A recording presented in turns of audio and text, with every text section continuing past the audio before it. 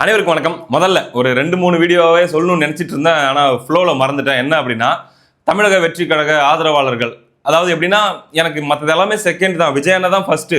விஜய் அண்ணா சந்தோஷமா இருந்தால் போதும். அதுக்காக மற்றவங்க பாதிக்கப்பட்ட பிரச்சனை இல்லை, அல்லது தமிழ்நாடே பாதிக்கப்பட்ட கூட பிரச்சனை இல்லை.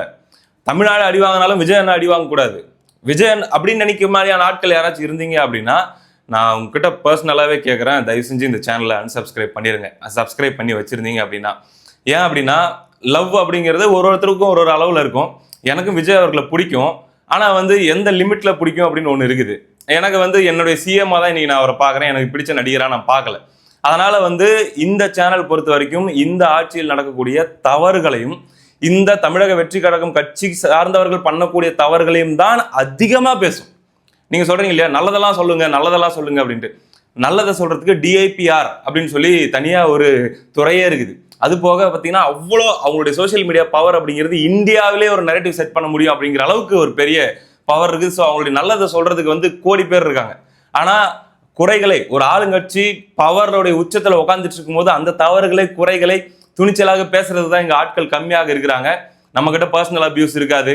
அதே போல் பார்த்தீங்கன்னா, ஒருத்தர் அவதூறு பரப்புறது முடிஞ்ச வரைக்கும் ஓரளவுக்கு செய்தியை பார்த்துக்கிட்டு சொல்லணும் அப்படின்னு நினைப்போம். அதுவும் மீறி 1-2 தப்பானாலுமே கரெக்ஷன் பண்ணிக்கிற அளவுக்கு நமக்கு ஹம்பிள்னஸும் இருக்குது.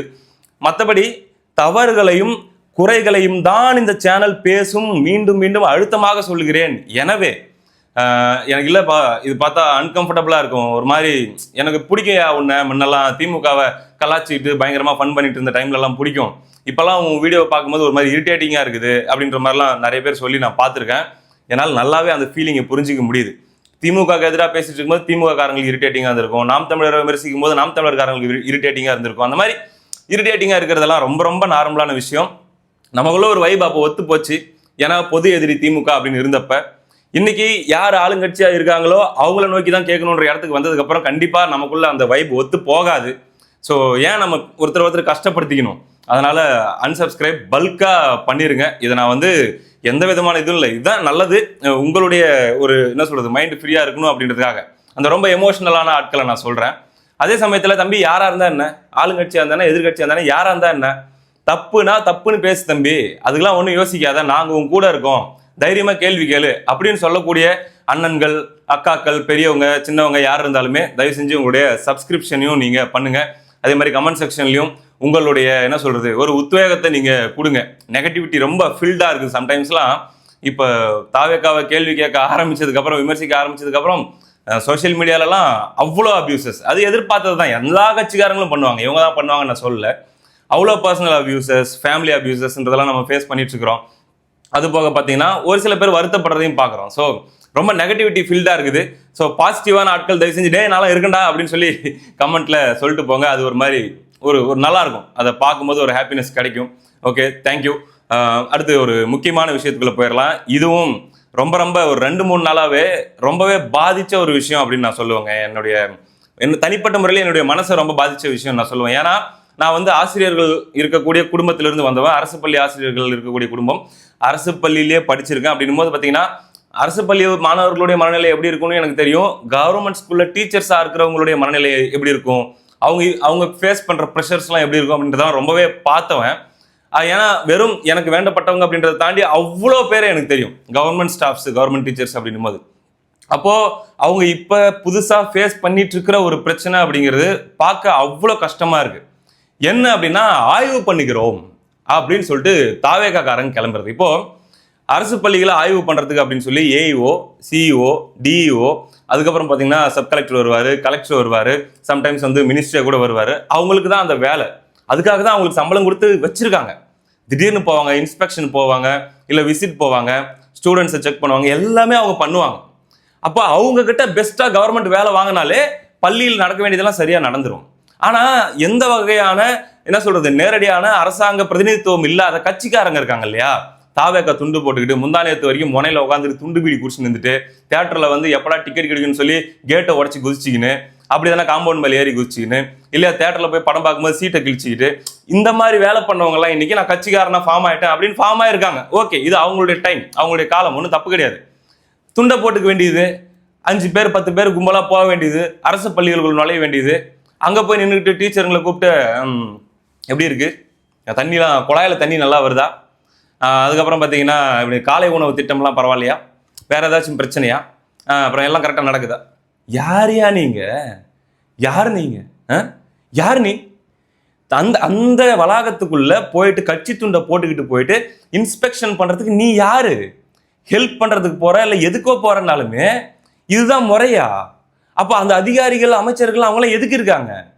அதுக்கு போக என்ன பண்ணுறாங்க அப்படின்னா, நம்ம ஒரு ஒரு சம்பவத்தை மட்டும் நம்ம வந்து பெருசுப்படுத்தி பேசுகிறோன்னு கூட நிறைய தாவேக்காரங்க சொல்கிறாங்க. இல்லைங்க, இன்னைக்கு ஒரு இடத்துல இல்லை, இவங்களுக்கு ஒரு ஒரு விஷயம் மைண்டில் ரொம்ப ஸ்ட்ராங்காக பதிஞ்சிருச்சு. நம்மளை நம்ம பயங்கரமாக எஸ்டாப்ளிஷ் பண்ணிக்கிட்டோம்னா கட்சியில் நமக்கு ஒரு சான்ஸ் கிடைக்கும் அப்படிங்கிற ஒரு விஷயம் பதிஞ்சிருச்சு. அடுத்து வந்து பார்த்தீங்கன்னா ஊரக உள்ளாட்சி வரும், நகர்ப்புற உள்ளாட்சி வரும். அப்போ நமக்கு ஒரு வார்டில் ஆரம்பித்து ஒரு சேர்மேன் மேயர் வரைக்கும் ஏதோ ஒரு பதவி நம்ம போகணும் அப்படின்னா ஊருக்குள்ள இப்பவே ஒரு அரசியல்வாதி மாதிரி குறுக்க மறுக்க போயிட்டு வந்துட்டு இருக்கணும். எதையாச்சும் ஒன்று பண்ணிட்டு நம்ம மூஞ்சை காமிச்சிக்கிட்டே இருக்கணும், பேனர் எதையோ ஒன்று பண்ணிட்டு இருக்கணும் அப்படிங்கிறது அவங்க ரெஜிஸ்டர் ஆயிடுச்சு.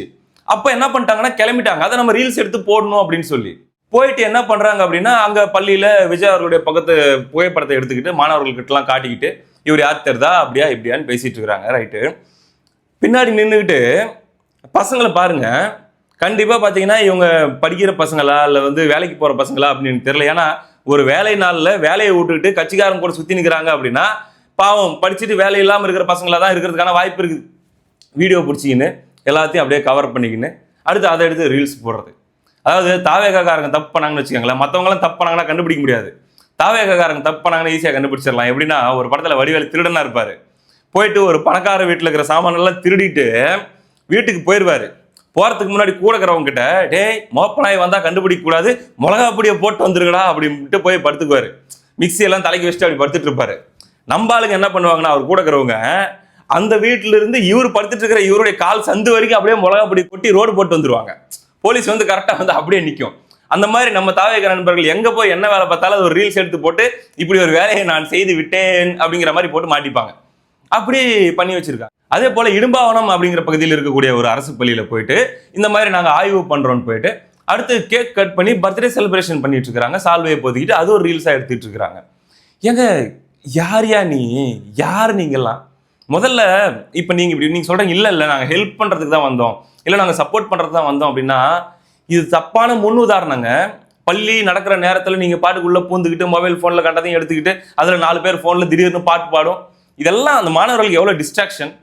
இன்னொரு விஷயம், இன்னைக்கு நீங்கள் இப்படி வரீங்க, நாளைக்கு என்ன பண்ணுவோம், விஷால் ரசிகர் பண்ணுறோம் நாங்கள் வந்து ஏதோ ஒரு ஆய்வு பண்ண வந்திருக்கிறோம் அப்படின்னு வந்து நிற்பாங்க. நாளைக்கு நாங்கள் வந்து ராகவா லாரன்ஸ் ரசிகர் பண்ணுறோம், 4 பேர் இப்படி மண்டையை வச்சுக்கிட்டு வருவோம், நாங்கள் ராகவா லாரன்ஸ் ரசிகர் பண்ணுறோம், நாங்கள் வந்து ஆய்வு பண்ண வரோம் அப்படின்ட்டு வந்து நிற்பாங்க. அப்போ இவங்க டார்கெட் என்னவா இருக்கு அப்படின்னு பார்த்தீங்கன்னா அரசு பள்ளிகளும் ஏழை எளிய மாணவர்களாகவும் இருக்கிறாங்க. இதே ஒரு சிபிஎஸ்இ ஸ்கூல்லையோ அல்லது பெரிய மெட்ரிகுலேஷன் ஸ்கூல்லையோ கேம்பஸ் ஸ்கூல்ல நுழைய விட மாட்டாங்க. இப்படி பேரண்ட்ஸ் வந்து சட்டையை பிடிப்பாங்க மேனேஜ்மெண்ட்டுக்கு. நான் காசு கட்டி எதுக்கு உன்னை என் பையன் உன் ஸ்கூலுக்கு என் பிள்ளைய அனுப்புறேன், என்னையா வேலை பண்ணிக்கிட்டு என்னையா விளம்பரம் பண்ணிட்டு இருக்கிறீங்க அப்படின்னு சொல்லி கேட்பாங்க. ஆனால் இது அரசாங்க பள்ளி, அங்கே இருக்கிற ஆசிரியர்களுக்கு மட்டும் அவ்வளோ தைரியமாக கேட்டுற முடியுமா? அவங்களுக்கு விருப்பமே இல்லாமல் இருக்கலாம். தப்போ சரியோ இவங்க வர்றது வந்து நம்மளுக்கு நம்ம மேலே எதனா ஆக்ஷன் எடுத்துருவாங்களா? இப்போ ஒன்றும் இல்லை, அவங்களுக்கு மேலே இருக்கிற ஒரு அதிகாரி வந்து திமுக ஆதரவு அதிகாரியாக இருக்காருன்னு வச்சுக்கோங்களேன், அவருக்கு வந்து சட்டப்படி அவருக்கு நடவடிக்கை எடுக்கிறதுக்கு எல்லா ரைட்ஸும் இருக்குது அந்த டீச்சர் மேலே. எப்படி உள்ள விட்டீங்க அப்படின்னு சொல்லி ஆக்ஷன் எடுத்தாங்கன்னா அங்கே பலியாடி யாரையா? அந்த டீச்சர் தான். அல்லது இல்லை நான் விட மாட்டேன்டா, நீங்கள் வராதிங்க, நீங்கள் உங்கள் வேலையை பாருங்க அப்படின்னு சொல்லி ஸ்ட்ரிக்டாக நின்று கேட்டுக்குள்ளே விடாமல் துரத்திடுறாங்கன்னு வச்சுக்கோங்களேன் அந்த கட்சிக்காரங்கள. அவங்க என்ன பண்ணுவாங்க, ஓ எங்களே துரத்திட்டே ஆளுங்க வச்சுனாங்க, இந்த ஊரில் நீ எப்படி வேலை செஞ்சு வர நாங்கள் பார்த்துறோம் நினைப்பாங்களா? நினைக்க மாட்டாங்களா? அப்போ என்ன பண்ணுவாங்க, அங்கேயே திருப்பி எடுத்துட்டு திரிஞ்சிட்டு இருப்பாங்க. ஏதாச்சும் கிடைக்குதா, ஏதாச்சும் ஒரு மிஸ்டேக் மாதிரி ஏதாச்சும் கிடைக்குதா எடுத்து போட்டு ட்ரெண்டிங் பண்ணி, இல்லையா அவங்களுக்கு இருக்கிற இன்ஃப்ளூயன்ஸை பயன்படுத்தி எம்எல்ஏவோ அல்லது வந்து அவங்க மூலமாக அதிகாரிகளையோ ஏதாச்சும் ஒரு இன்ஃப்ளூயன்ஸ் பண்ணி டீச்சரை பழி வாங்கணும் அப்படின்னு. அப்போ அந்த பள்ளியில ஒற்றை ஆசிரியர்களாக 2 ஆசிரியர்களாக பணியாற்றக்கூடிய அந்த அரசு பள்ளி ஆசிரியர்களுடைய மனசு எப்படி இருக்கும், அவங்களுடைய மூளையில் அவங்க ஃபேஸ் பண்ற ப்ரெஷர் எப்படி இருக்கும்? எல்லாருமே ஸ்டூடெண்ட்ஸ் பாயிண்ட் ஆஃப் வியூல இருந்து பார்க்குறாங்க. ஸ்டூடெண்ட்ஸை போயிட்டு மூளை செலவை செய்கிறாங்க. இப்போ இருந்தே பார்த்தீங்கன்னா அவங்க கட்சிக்கு ஆள் பிடிக்கிறாங்க அப்படின்ட்டு. உண்மை அது வெளிப்படையாக தாவேகா பண்ணுது. அதாவது இன்னும் ஒரு 10 வருஷம் கழிச்சு பார்க்கும்போது வேற எந்த கட்சியுமே இருக்கக்கூடாது அப்படிங்கிற இடத்த நோக்கி அவங்க நகர்ந்துட்டு இருக்கிறாங்க. அது அவங்களுடைய ஸ்ட்ராட்டஜின்னு அவங்க எடுத்துட்டு போறாங்க. எந்த அளவுக்கு அப்படின்னா, இப்போ விஜய் அவர்களுடைய பிறந்தநாளுங்க, முதலமைச்சருடைய பிறந்தநாள் நாளைக்கு, எந்த அளவுக்கு ஆட போறாங்க அப்படின்னு மட்டும் நீங்க பாருங்க. ஒன்றும் இல்லை, சிவகங்கையில் அரசாங்க பள்ளியில் நாங்க வந்து வாலிபால் போட்டி நடத்துறோம் அப்படின்னு சொல்லி தாவேக ஆட்கள் என்ன பண்றாங்க அப்படின்னா, விஜய் அவர்களுடைய பிறந்தநாளை முன்னிட்டு ஸ்கூல் ஃபுல்லா தாவேக கொடி கட்டி விடு, கேட்ல ஆரம்பிச்சு தோரணம் மாதிரி தாவேக கொடியை கட்டி விட்டுருக்காங்க. அரசாங்க பள்ளிங்க. அது எப்படி அரசாங்க பள்ளியில 1000 பேர் படிக்கிறாங்க அப்படின்னா 1000 பேருமே வந்து தமிழக வெற்றி கழகத்துக்கு ஓட்டு போட்டாங்களா? 1000 பேருடைய பேரண்ட்ஸும். முதலமைச்சர் விஜயா இருக்கலாம், முதலமைச்சர் விஜயா இருந்தா தேசிய கொடி தானே பறக்க முடியும். இது என்னது இது? தமிழக வெற்றி கழகத்துடைய கொடி. அப்ப திமுக ஆளுங்கட்சியா இருந்தா ஸ்கூல் முழுக்க திமுக கொடி கட்டிக்கலாம், அதிமுக ஆட்சியில இருந்தா ஸ்கூல் முழுக்க அதிமுக கொடி கட்டிக்கலாம். எங்க கொண்டு போய் நிறுத்துறாங்க பாருங்களேன். இதெல்லாமே வந்து அங்கேயும் இங்கேயும் ஏதோ ஒரு ஆர்வ கோளாறுல இவங்க எல்லாம் பண்ணிட்டு இருக்கிறாங்க அப்படிங்கிற மாதிரி இல்லைங்க. திட்டமிட்டு இன்ஸ்ட்ரக்ஷன் கொடுக்கப்பட்டு தான் ஒவ்வொரு இடத்தையும் டார்கெட் பண்ணி இவங்க இதை பண்ணிட்டு இருக்கிறாங்களோ, அந்த அந்த ஏழை எளிய குழந்தைகளை டார்கெட் பண்ணி அவங்க மண்டையில விதைக்கிறது. அந்த பக்கம் சிபிஎஸ்இ ஸ்கூல் பக்கம்லாம் போக முடியாது, துரத்திடுவாங்க. அப்போ இது எவ்வளவு தப்பான ஒரு விஷயம். நான் ரொம்ப அவ்வளோ கோபங்களை அதை வந்து கண்ட்ரோல் பண்ணிட்டு நான் ரொம்ப காமாக தான் இந்த விஷயத்தை நான் சொல்லிட்டு இருக்கிறேன். தொடர்ச்சியாக ஒரு 2-3 நாளாக சோசியல் மீடியாவில் நம்ம வந்து அமைச்சருக்காகட்டும் முதலமைச்சராகட்டும் இதுக்கு வந்து தயவு செஞ்சு ரொம்ப அசிங்கமா அருவருப்பா இருக்கு. இந்த கன்றாவியெல்லாம் நிறுத்துங்க. முதல்ல வந்து வர்றவன் யாரு, அவன் என்ன, அவனுடைய பின்புலம் என்ன, அவனுடைய குற்ற பின்னணி என்ன, எதுவுமே தெரியாதுங்க. எந்த நம்பிக்கையில் இங்க குழந்தைங்களோட அவங்கள பழக விட முடியும் அந்த ஆசிரியர்கள்? இன்னைக்கு வந்து எலிமெண்டரி ஸ்கூலுக்கு போறவன் நாளைக்கு மிடில் ஸ்கூலுக்கு போவான், நாளைக்கு ஹை ஸ்கூலுக்கு போவான், ஹையர் செகண்டரி ஸ்கூலுக்கு போவான். அங்க போயிட்டு அங்க இருக்கிற மாணவ மாணவிகள் கிட்டையும் பாத்தீங்கன்னா அது இதுன்னு சொல்லி துண்டு போட்டு வந்து பேசிட்டு இருப்பான். என்னங்க பாதுகாப்பு? நாளைக்கு அன்னைக்கு ஸ்கூலுக்கு வந்து அண்ணாதானன்னு சொல்லி நம்பி பழகுச்சுன்னா நாளைக்கு அந்த பொண்ணுக்கு ஏதாச்சும் ஒரு பிரச்சனைனா யாருங்க பொறுப்பு? இவங்களால பள்ளி வளாகத்துக்குள்ள ஏதாச்சும் ஒரு தப்பு நாளைக்கு நடந்தாலும் அந்த அப்பாவி டீச்சரை தானே நீங்க பலி கொடுப்பீங்க. பாதிக்கப்படுற மாணவர்களுக்கு என்ன பதில்? அப்போ முறைப்படுத்துங்க. இந்த ஆய்வு பண்ண போறேன் அப்படின்ற பேர்ல தாவேகாவினர் பயங்கரமா ஓவரா பண்ணிட்டு இருக்காங்க. முதலமைச்சராக விஜய் ஆயிருக்காரு, 107 எம்எல்ஏக்கள் ஆயிருக்கிறாங்க, 35 மினிஸ்டர் இருக்கிறாங்க. இவங்களுக்கு தான் பவர் இருக்குது, உங்களுக்கு எல்லாம் ஒரு புண்ணாக்கும் கிடையாது. பப்ளிக்கும் நீங்களும் ஒண்ணுதான். அதை புரிஞ்சுக்கிட்டு அந்த லிமிட்ல நீங்க நில்லுங்க அப்படின்னு நான் சொல்றேன். இப்போ இதுக்கெல்லாம் ஒரு கடிவாளம் போட்டு இதுக்கான ஒரு முறைப்படுத்தல அப்படின்னா என்ன மாதிரியான நல்ல திட்டங்கள் விஜய் அவர்கள் கொண்டு வந்தாலும் கூட அந்த கட்சி வந்து தாக்கு பிடிக்காது. பப்ளிக்க நேரடியா தொந்தரவு பண்ணி நியூசன்ஸ்ல ஈடுபடுற எந்த கட்சியுமே நீண்ட நாள் மக்களுடைய மனதில் இடம்பெற்றதாக சரித்திரமே கிடையாது. வெறுத்து ஒதுக்கிடுவாங்க. 2006 to 2011 ஒரு பெஸ்ட் எக்ஸாம்பிளுங்க. ஞாபகம் இருக்குதா? ஒரு மாதிரி ஒரு வெறும் புரட்சி நடந்த மாதிரியான ஒரு தேர்தல் அறிக்கை. இலவச அரிசி, கலைஞர் காப்பீட்டு திட்டம், இலவச டிவி வந்துட்டே இருந்துச்சு பாருங்க. வெறும் திட்டங்களா சொல்லிட்டு வந்து ஏதோ ஒரு மாதிரி பயங்கரமான ஆட்சி கொடுக்குற மாதிரி பண்ணிட்டு இருந்தாங்க தெரியுமா? அந்த பீரியட்ல பப்ளிக்கை டிஎம்கே ஆட்கள் தொடர்ந்து இந்த மாதிரி டிஸ்டர்ப் பண்ணி பண்ணி பண்ணி அடிச்சாங்க பாருங்க. ஒரு அடி 2011 வெறும் 23 சீட்டு திமுக தொடச்சு தூக்கி போட்டாங்க.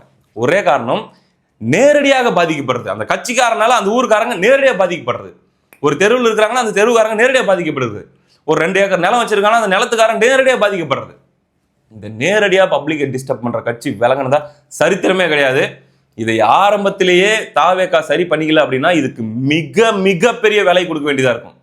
குறிப்பா அரசு ஊழியர்களை சும்மா போய் தொந்தரவு பண்ணிட்டே இருக்கிறது. அவங்களுக்கு ஏற்கனவே 1008 பிரஷர். இதுல போயிட்டு சும்மா தொந்தரவு பண்ணிட்டே இருக்கிற வேலையை பண்ணீங்கன்னா அவங்க வேலையை அவங்க காட்ட ஆரம்பிச்சிருவாங்க. அதனால வந்து சரி பண்ணிக்கக்கூடிய விஷயங்கள் தயவுசெய்து சரி பண்ணிக்கோங்க. விஜய் அவர்களுக்கு பிறந்தநாள் வருது அப்படின்னா அவங்களுக்கு கொண்டாடுங்க.